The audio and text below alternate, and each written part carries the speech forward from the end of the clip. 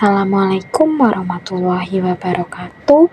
Perkenalkan, saya Afifah Wibisono dengan NIM 186225050.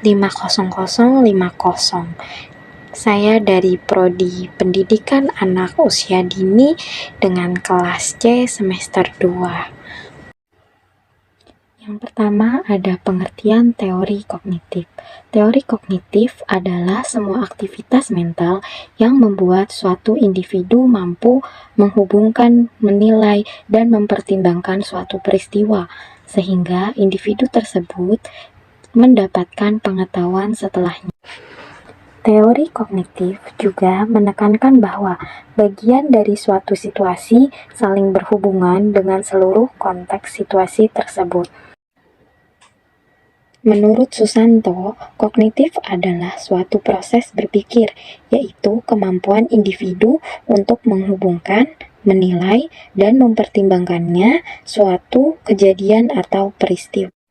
Vygotsky mengemukakan yang dikutip Sugiono, bahwa kemampuan kognitif untuk membantu memecahkan masalah, memudahkan dalam melakukan tindakan, memperluas kemampuan, dan melakukan sesuatu sesuai dengan kapasitas lainnya. Menurut Piaget, perkembangan kognitif merupakan suatu proses genetik, yaitu suatu proses yang didasarkan atas mekanisme biologis berkembangan sistem syaraf.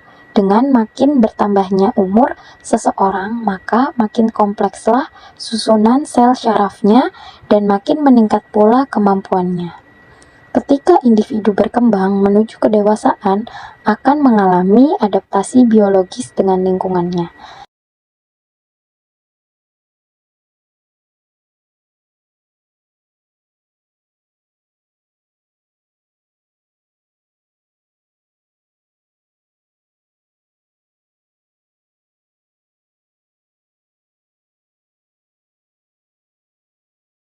Menurut David, kognitif merupakan struktur organisasional yang ada dalam ingatan seseorang yang mengintegrasikan unsur-unsur pengetahuan yang terpisah ke dalam suatu unit konseptual.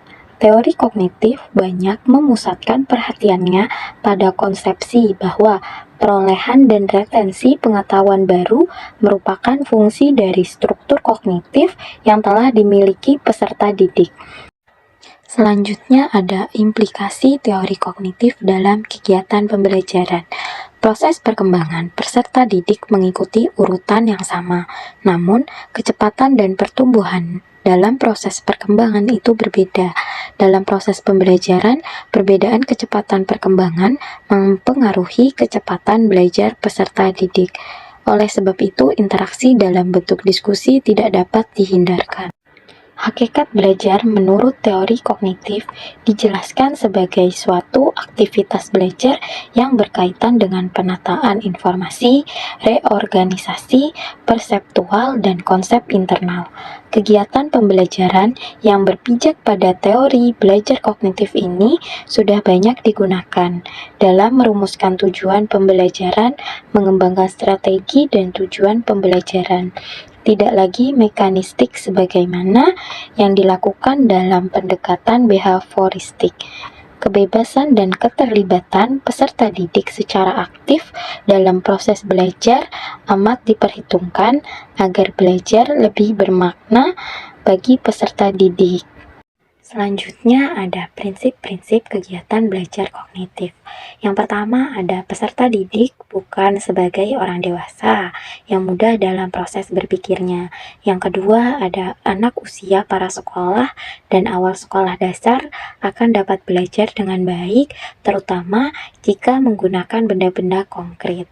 Yang ketiga ada keterlibatan peserta didik secara aktif dalam belajar amat dipentingkan karena hanya dengan mengaktifkan peserta didik, maka proses asimilasi dan akomodasi pengetahuan dan pengalaman dapat terjadi dengan baik. Selanjutnya ada kesimpulan. Pengertian belajar menurut teori belajar kognitif adalah perubahan persepsi dan pemahaman yang tidak selalu berbentuk tingkah laku, yang dapat diamati dan dapat diukur. Asumsi teori ini adalah bahwa setiap orang memiliki pengetahuan dan pengalaman yang telah tertata dalam bentuk struktur kognitif yang dimilikinya.